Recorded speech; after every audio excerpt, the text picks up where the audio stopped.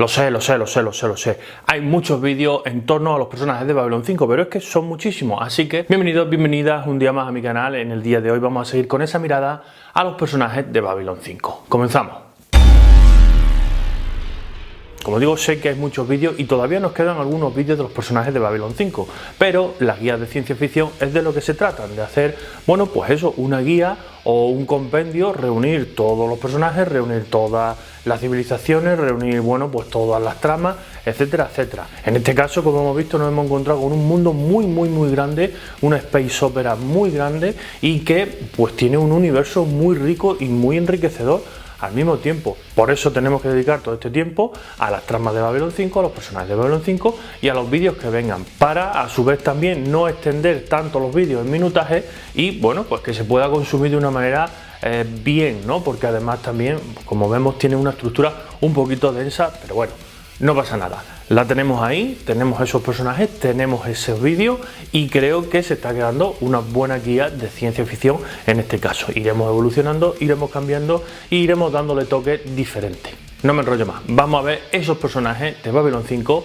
que tenemos hoy preparados. Advertencia: todo aquel que en comentarios se queje de spoiler será perseguido por todas las fuerzas especiales del mundo mundial, hasta el fin de los días. G'Kar.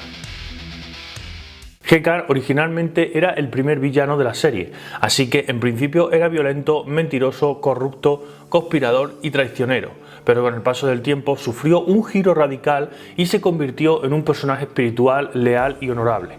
G'Kar es un ferviente luchador por la libertad de su pueblo, un idealista, un devoto seguidor de la filosofía religiosa G'Quan, un hábil político, un mártir dispuesto a cualquier sacrificio por su pueblo y un excelente poeta y escritor, encargado de la redacción de los tratados de la Alianza Interestelar. Biografía: G'Kar era un niño durante la primera ocupación Centauri de su mundo, el planeta Narn. Durante dicha ocupación su familia era esclava de una casa Centauri. Cuando su padre accidentalmente derramó salsa caliente sobre la señora de la casa, fue condenado a muerte, por lo que fue torturado y atado sobre el árbol mayor del jardín donde murió 3 días después. Antes de morir, le pidió a su hijo G'Kar que honorara su memoria. Tras esto, G'Kar mató a su primer Centauri esa noche. Huyó y se unió a la resistencia que buscaba liberar Narn del dominio extranjero. Dicho movimiento revolucionario tuvo éxito eventualmente y los Centauri dejaron Narn. Los propios Narn comenzaron un proceso de expansión conquistando mundos vecinos de los cuales el propio G'Kar participó. Este se convirtió en miembro del KRI, el cuerpo de gobierno Narn, siendo parte del tercer círculo, el administrativo, y siendo nombrado embajador ante Babylon 5. Su misión original consistía en provocar desorden y desconfianza y hacer fallar cualquier esfuerzo por unificar a los distintos planetas de la galaxia, algo que los Narn veían como una amenaza. También tenían la misión de lograr que los Narn tuvieran habilidades telepáticas, aunque eso implicara sostener relaciones sexuales con Lita Alexander. No obstante, G'Kar gradualmente sufriría un severo cambio. En 2259, cuando se declaró la guerra Centauri-Narn a raíz de un ataque perpetrado por las sombras, aliadas secretas de los Centauris, a una colonia Narn que fue inculpado a los Centauri, G'Kar fue quien dio la noticia al Consejo. Los Narn perderían la guerra y los Centauri invadirían de nuevo su mundo. Londo Mollari, el embajador Centauri y entonces enemigo acérrimo de G'Kar, solicitó al Consejo que entregaran a G'Kar, pero la Federación Minbari le dio asilo político mientras estuviera en Babylon 5. Tras consumir una droga para volverse telépata, entra en un estado de psicosis y ataca violentamente a Londo, hasta casi matarlo. Pero durante el proceso también tiene una iluminación espiritual, producida por el Vorlon Kos, donde se transforma en un ser de mucho más espiritual. Así, el personaje que originalmente era villano de la serie se transforma en un personaje más sensible. No obstante ser buscado por el gobierno Centauri por ser el último miembro del KRI libre, G'Kar viaja a su mundo para rescatar a su único amigo humano, Michael Garibaldi, y es tomado prisionero por los Centauri y brutalmente torturado. Mientras, Mollari trama para asesinar al emperador Cartagia, aliado de las sombras, para lo cual enrola a G'Kar. En una conspiración urdida entre ambos, G'Kar es llevado ante el emperador previo a su ejecución por vivisección. G'Kar se libera de sus cadenas, causando el caos suficiente para que Cartagia sea asesinado secretamente por Vir Koto. Tras esto, G'Kar y Mollari se hacen amigos e incluso G'Kar servirá como guardaespaldas del Londo Mollari cuando éste regrese a Centauri Prime. Allí descubre que su antiguo asistente Na'Toth está viva aún y logra liberarla. G'Kar se convierte en un líder religioso para muchos Narn y su libro de memorias, el libro de G'Kar, se convierte en un texto religioso, algo que él mismo no aprueba. G'Kar es devoto seguidor de la filosofía Narn G'Quan. La efervescencia religiosa causada por él genera disturbios en B5, por el que G'Kar abandona la estación para siempre al lado de Lita Alexander. G'Kar muere en 2278 mientras ahorcaba a su amigo Londo Mollari, quien voluntariamente se sometía para así ser liberado del guardián Drak. Pero este simbiótico despertó obligando a Londo a defenderse y a ahorcar a G'Kar también. El emperador Vir Koto, que sucedió a Londo, construyó dos enormes estatuas de Londo y G'Kar para que custodiaran la ciudad como homenaje. A mi parecer, G'Kar es un personaje muy interesante porque representa una evolución muy amplia dentro de lo que sería el espectro de, bueno, pues los alienígenas o los extraterrestres del mundo de Babylon 5. En este caso tenemos, bueno, pues una raza guerrera, una raza oprimida en este caso, y que, bueno, pues se van rebelando, van luchando y van evolucionando y, como vemos, va cambiando de bando. Digamos que de una forma de ser el villano, pues pasa, digamos, a ser espiritual, a ayudar a los demás, a, digamos, a estar siempre pendiente de los demás, sobre todo de sus enemigos. Tenemos que tener en cuenta que los Narn y los Centauri son enemigos aférrimos, es decir, que, bueno, pues no se llevan bien, uno porque opresionan al otro y otros porque, bueno, pues incordian a los unos. En este caso, lo que considero interesante es la representación de G'Kar sobre el mundo Narn y cómo, bueno, pues están siempre los Narn y los Centauri, o sea, G'Kar y Londo Mollari, pues están siempre en contrapunto, siempre en batalla, siempre en discrepancia, hasta que van evolucionando y, bueno, pues viendo las cosas con perspectiva, bueno, pues se van alineando en la misma, bueno, pues en la misma línea para luchar contra, bueno, pues contra alzamientos, contra traidores, contra la sombra, en favor de Babylon 5, etcétera, etcétera, etcétera. Londo Mollari. Londo es un personaje banal, mujeriego, vicioso, ludópata y fiestero que le gusta el licor y las mujeres. Se le ve constantemente apostando y bebiendo en los casinos.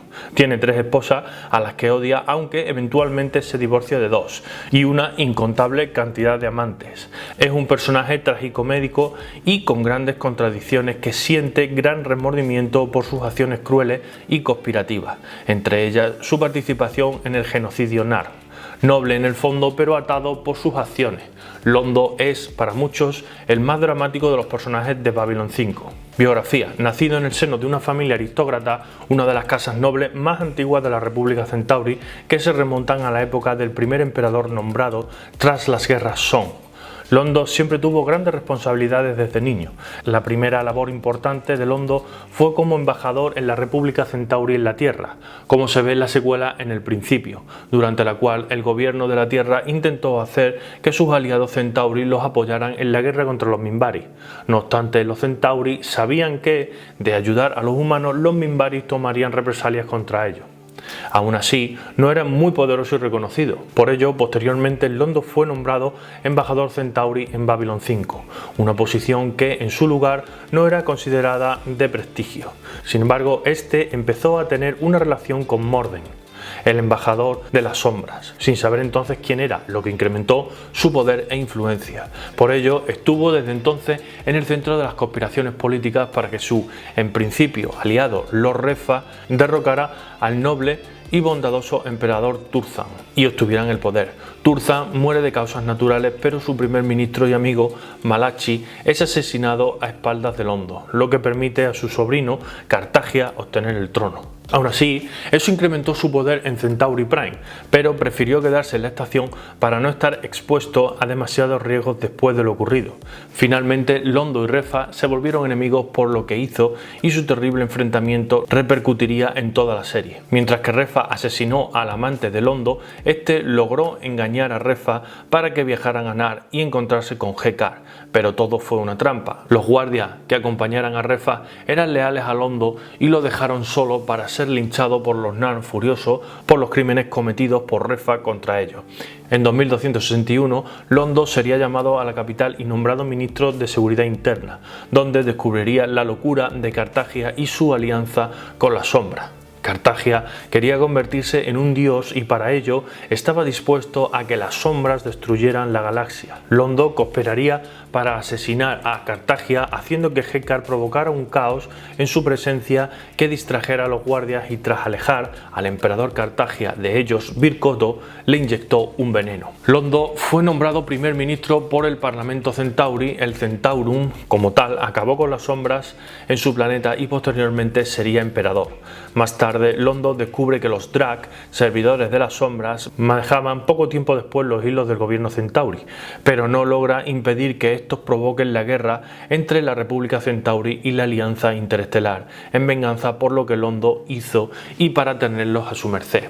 Así, fuerzas de la Alianza bombardean Centauri Prime y los Centauri serán la única raza miembro del Consejo Asesor de Babylon 5 que no ingresará a la Alianza Interestelar y que también se convertirá en un pueblo subyugado a los Drak. A Londo le fue colocado un simbiótico Drak conocido como Guardián que le controlaba todos sus actos. Antes de esto se despide de Hecar, quien asegura que lo perdona por todo. Londo murió en 2278 cuando logra tener control de su guardián mediante el consumo excesivo de alcohol. Hecar llega al Salón del Trono y comienza a estrangular a su viejo amigo. El guardián reaccionó y Londo se defiende matando a Hecar también.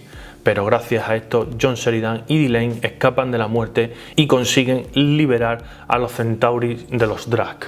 En este caso, como vemos, sí que es verdad que Londo Mollari puede ser, bueno, pues el personaje más tragicomédico. Yo creo que es el personaje que tiene más tormento, aparte de ser, pues, fiestero, mujeriego, etcétera, etcétera. Creo que eso es consecuencia de la carga emocional que tiene o la carga de conciencia que tiene en lo que es la serie o el contexto de la serie. Como vemos, bueno, pues va evolucionando de, digamos, bueno, pues de un tirano o de alguien que parece que no le importa nada a alguien que sí que está afectado por todas las cosas que van sucediendo. De la misma forma vemos como la historia de los Centauri está muy ligada a la historia de bueno, pues Londo Mollari. En este caso porque también nace en una familia aristócrata, es decir, que bueno, pues puede optar a lo que serían, bueno, pues las altas gobernanzas, etcétera, etcétera, ¿no? Y así es, tanto que bueno, pues intenta, bueno, pues conspirar contra aquellos que están a favor de la sombra, intenta liberarse del yugo de aquellos que le opresionan al final y hace una serie de acciones para limpiar su conciencia, bueno, pues de todos los actos que ha ido haciendo durante su vida, y no durante su vida, sino también durante lo que es la época de los Centauri, de lo que es, bueno, pues cómo han subyugado al pueblo Narn, cómo han pactado con las sombras, etcétera, etcétera. Yo creo que es un personaje que le da mucha fuerza a todo el background de lo que es Babylon 5 y por supuesto le da una continuidad, porque en el momento que podemos aburrirnos de alguna manera por cómo va la línea argumental, bueno, pues tiramos de los Centauri, tiramos de los Narn, y creo que es algo bastante, bueno, pues bastante socorrido en ese sentido, y claro, a eso pues le da una fuerza, porque no vemos una serie lineal o no vemos una serie que va siempre en una dirección, sino que vamos saltando y vamos viendo las diferentes civilizaciones. Lita Alexander. Biografía. Lita Alexander nació el 10 de diciembre de 2225 en la colonia marciana de Siria Planum. Fue miembro del cuerpo psíquico y decidió convertirse en una telépata en el ámbito comercial después de ver la corrupción en su ojo del cuerpo psíquico. Como tal, fue asignada en el 2257 a Babylon 5. Llegó allí el 3 de enero de 2257. Allí habló con Hecar, que le ofreció dinero a cambio de tener su ADN para así crear telépatas en su mundo. Los meses de interrogatorio, su rechazo al cuerpo psíquico y las revelaciones que obtuvo a través de ese contacto la llevaron a huir en junio de 2259 y actuar para proteger a la estación y a contactar con los Vorlons para unirse a ellos. Gracias a ella se puede identificar a Talia Winters como un topo del cuerpo psíquico dentro de la estación y neutralizarla. Una vez hecho esto, Lita dejó la estación. Cuando ella entró en territorio Vorlon, estos la aceptaron y llevaron a su planeta natal. Allí fue cambiada genéticamente para poder transportar un Borlon. Además, aumentaron las capacidades telepáticas suyas hasta el punto de convertirse en la telépata más poderosa que existe. Después de esto, regresó en 2260 a la estación como ayudante del embajador Kos, donde continuó ayudando a la estación donde podía. Gracias a su ayuda se pudo también tener la confirmación de que los telépatas eran un arma eficaz contra las sombras. Cuando Kos murió, cosa que le afectó mucho, Ulkes cogió su lugar. Sin embargo, él, en comparación, era muy agresivo hacia ella. En 2261, cuando Sheridan fue a Z'Adum, Lita ayudó en el intento posterior de salvarlo. Es entonces cuando los Borlon iniciaron su campaña genocida contra la sombra y sus aliados. Por esa razón y por el hecho de que Ulkes la estaba maltratando, Alexander se rebela contra ellos y se pone completamente del lado de Babylon 5. Ella ayuda a acabar con Unles y contribuye con sus acciones a que la guerra entre las sombras y los Borlons termine.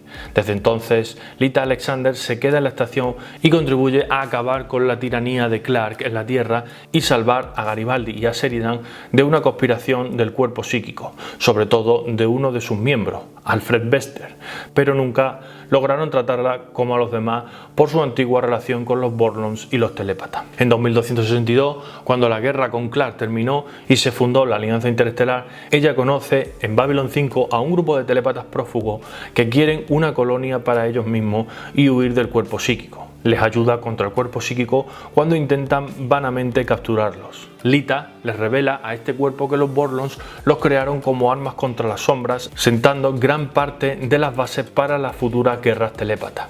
Cuando su líder muere, ella ocupa su lugar y continúa su lucha, lo que lleva a la rebelión de ella y de los restantes telépatas contra el cuerpo psíquico. Continuó sirviendo a la estación y a la Alianza Interestelar, pero se distancia más y más de ella. Durante ese tiempo, ella finalmente decide aceptar la oferta de G'Kar de darle su ADN y adicionalmente la de otros telépatas rebeldes a cambio de mucho dinero y naves, con los que luego apoya las actividades del grupo contra el cuerpo psíquico. Finalmente, a causa de sus nuevas actividades, ella tiene que abandonar Babylon 5, pero no sin antes hacer una alianza con Michael Garibaldi contra el cuerpo psíquico y Bester, que la puede ayudar gracias a su gran influencia, sentando así otra base para la futura guerra contra el cuerpo. Lita Alexander se va con G'Kar, que voluntariamente quiere irse de Babylon 5.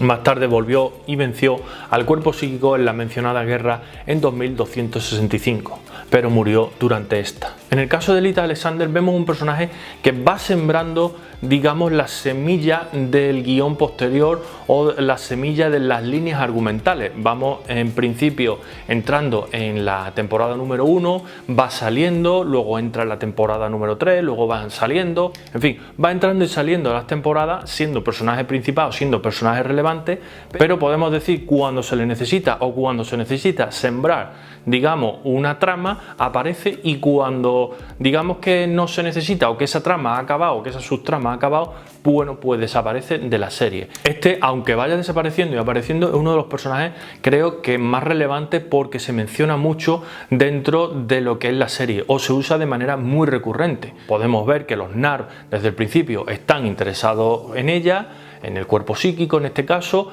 Podemos ver que los Borlon la adoptan y la convierten, digamos, en la telépata más poderosa o más fuerte.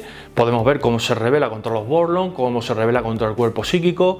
Como digo, va sembrando, digamos, lo que pueden ser, bueno, pues las diferentes tramas o las diferentes subtramas que van enriqueciendo a lo que es el Babylon 5. Y en este caso en particular vamos conociendo de primera mano lo que es el cuerpo psíquico, lo que es ese cuerpo de élite de los humanos que, bueno, pues tienen poderes sobrenaturales o tienen poderes psíquicos que utilizan de manera recurrente o de manera interesada para poder, bueno, pues servir sus propios intereses o los intereses del cuerpo psíquico o los intereses del gobierno de la Tierra. En este caso, bueno, pues vemos la rebelión porque ese mismo cuerpo psíquico va corrompiéndose y utilizan esos poderes en su beneficio, y es algo que, bueno, pues muchos pues no tragan o muchos no entienden o no quieren directamente, no quieren porque, bueno, pues por todas las consecuencias que puede traer. Por supuesto, por último mencionar que Lita Alexander también tiene una evolución muy interesante a lo largo de lo que es es la serie, porque bueno, empieza como una telépata comercial y fijaros dónde terminamos, ¿no? En una guerra de telépatas, siendo ella la líder rebelde y luchando, bueno, pues contra esa tiranía del cuerpo psíquico. Y hasta aquí el vídeo de hoy con estos 3 personajes de Babylon 5. Por supuesto, nos quedan todavía muchos personajes. Espero que os haya gustado este vídeo en particular con estos personajes. Muchas gracias por llegar hasta el final. Como digo siempre, like, suscribiros, campanita, redes sociales. Nos vemos en los siguientes vídeos. Chao.